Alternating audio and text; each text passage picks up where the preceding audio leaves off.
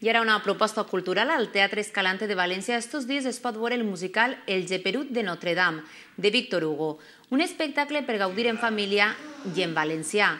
La peça ens explica a través de la dansa, el cant i les titelles la història de Quasimodo, un campaner geperut que s'enamora d'Esmeralda, una vella gitana que lluita per la llibertat. Temes com la tolerància, la justícia o la integració salten de l'escenari al pati de butaques. Bambalina Teatre porta a València fins el 2 de desembre les aventures del campaner de la Catedral de París. Una hora d'emoció, aventura i humor, i en valencià.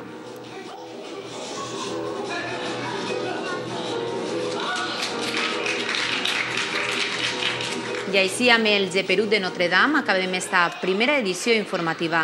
Nosaltres tornem a partir de les 4 en acabar el telediario amb més notícies de la comunitat. Fins ara.